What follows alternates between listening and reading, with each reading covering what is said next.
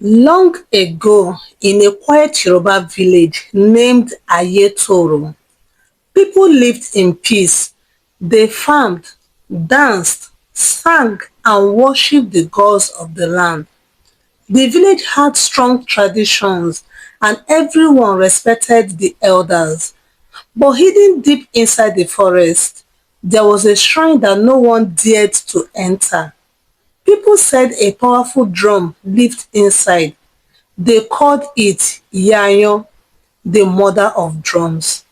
It was said that Ìyá Àyàn could talk, not just talk, but reveal the truth that people tried to hide. Some said it could hear the heart. Others said it had the spirit of the first drummer, cursed to speak only when injustice was near. But no one has seen it for over 50 years. Not until the day a poor orphan girl named Morẹ nikẹ entered the forest.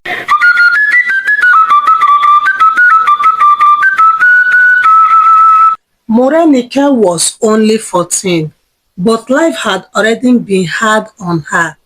Her parents died in a fire when she was just 6. Since then, she had lived with her aunt, Mama Shade, who treated her like a servant while her cousins went to school. Morẹ nikẹ fetched water, washed clothes and sold plantain in the market. She was often hungry and lonely, but she never complained. One day, after being beaten for dropping a bowl of pap, Morẹ nikẹ ran into the forest. She didn't know where she was going, but her feet kept moving. She ran past the river, past the rocks, until the tree grew thick and dark. That was when she saw it. A small hut made of clay and palm leaves, hidden under a huge iroko tree. There was a strange sound coming from the hut. Doom, doom, doom, doom.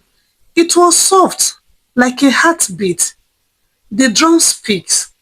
Morẹ nikẹ stepped inside, her heart pounding. There, sitting in the middle of the shrine, was the drum. It was old, carved from strong wood, with cowhide stretched light. It had marks all over it, ancient symbols, and names she couldn't read. She reached out and touched it. Suddenly, the drum beat louder. Doom, doom. Then a voice echoed inside the hut. Child of sorrow, you carry pain in your heart. You seek truth. You seek justice. Morẹ nikẹ gasped. Who said that? The drum continued. I am Ìyá Àyàn. I have been silent for 50 years, but your soul has woken me. Play me, I shall reveal what people hide. Morẹ nikẹ was afraid, but something inside her told her not to run. She picked up the stick beside the drum and tapped it lightly. Doom, doom, doom. Then the air changed. She saw a vision. Her aunt, Mama Shade, stealing money meant for village widows. She saw her cousins hiding food while pretending they had none. She dropped the stick, shaking. What is this? She asked. Truth, said the drum. Morẹ nikẹ left the shrine with shaking legs. Her heart beat fast, not from fear, but from something new. Hope. For the first time in her life, she held power, a power that could show the truth. She didn't tell anyone where she had been, but that night she returned. She brought yam and palm oil as an offering to the drum. She played it gently. This time, the drum showed her a vision of the village chief. He sat in his hut, counting bribe money he had collected from strangers who wanted to buy village land, land that did not belong to him. Morẹ nikẹ gasped again. But he is respected. Everyone bows to him. Respect is not always earned, the drum replied. Now you know. What will you do with the truth? Morenike didn't know. The village held a market day every 4 days. People came from other towns to buy, sell, and gossip.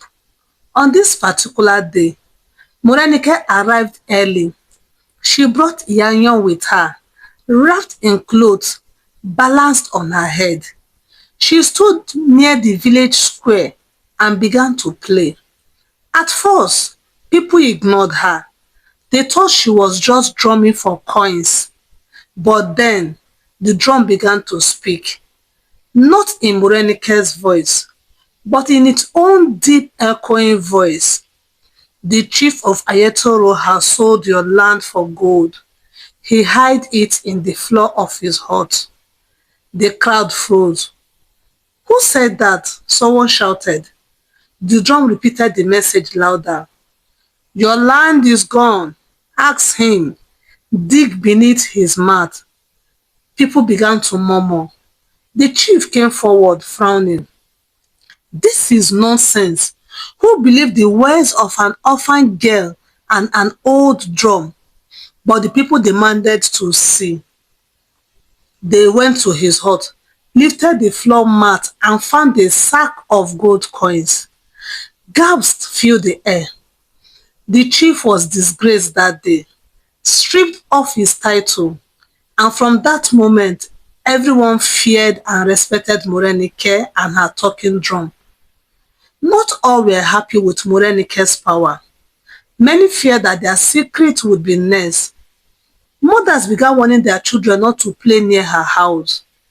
Some elders whispered that she was using witchcraft.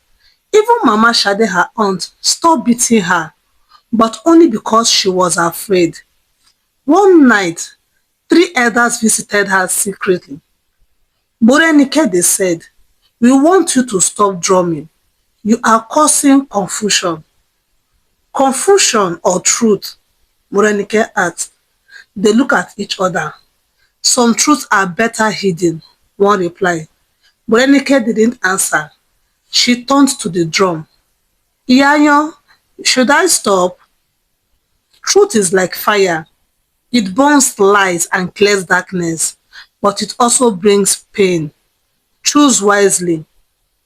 That night, Morenike cried.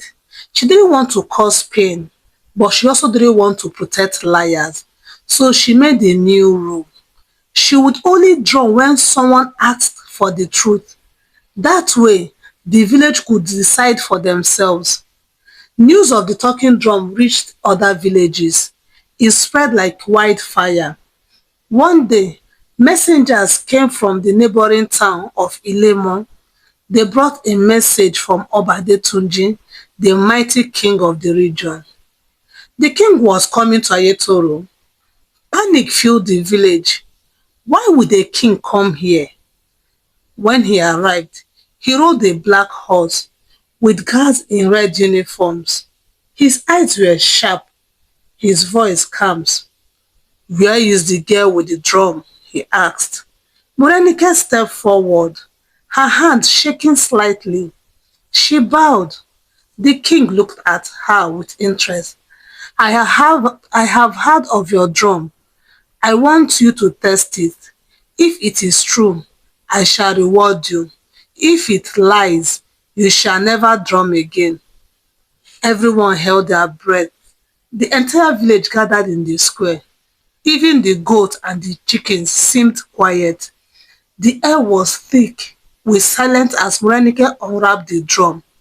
She placed it gently before her, bowed her head and whispered, Ìyá Àyàn, today we speak before royalty. Let only truth rise. She struck the drum once, doom. Then again, doom, doom. The voice came, low and thunderous. A child was born in Ilemo, a son, not of the queen, but of the maid. The crowd gasped. The king's face remained calm, but his eyes were cold. Are you saying I, the Oba of Ilemo, have a secret child? He asked. The drum spoke again. You know it's true. He is one of your guards. He dreams of drums and shadows, and he bears the mark of the leopard on his back. One of the guards dropped his spear in shock. Everyone turned to stare at him. It was true. That guard was the king's son, and only the king and two servants knew of it. The king stood up, walked slowly to Morẹ nikẹ, and for a moment, everyone feared he might strike her. But instead, he knelt. You are truly the child of the gods, he said. You hold what no sword can defeat, the truth. He gave her a gold bracelet and announced, from this day forward, Morẹ nikẹ is under royal protection. No one shall harm her. No one shall silence her drum. Not everyone celebrated Morẹ nikẹ's fame. A secret group formed in the village. They called themselves Ẹgbẹ́ Àṣírí, the Brotherhood of Secrets. They were people who had much to hide. Stolen land, false names, hidden crimes. They decided that Morẹ nikẹ and the drum must disappear. One night, they crept into her hut with knives. But Morẹ nikẹ was not asleep. She was drumming. The sound froze them. The flame for her lantern grew brighter, and the drum spoke. Thieves, liars, murderers, your time is short. The men dropped their weapons and ran. One never spoke again. Another confessed to a 10-year-old mother the next morning and begged for forgiveness. The village began to change. People walked straighter. They spoke kinder. Traders stopped cheating. Husbands stopped lying to wives. Even children started confessing when they broke calabashes. Morẹ nikẹ had become more than a girl. She had become a voice. One raining evening, Morẹ nikẹ returned to the shrine where she first found the drum. She wanted to thank it, but when she entered, the hut looked different, brighter and cleaner, and in the center sat a woman.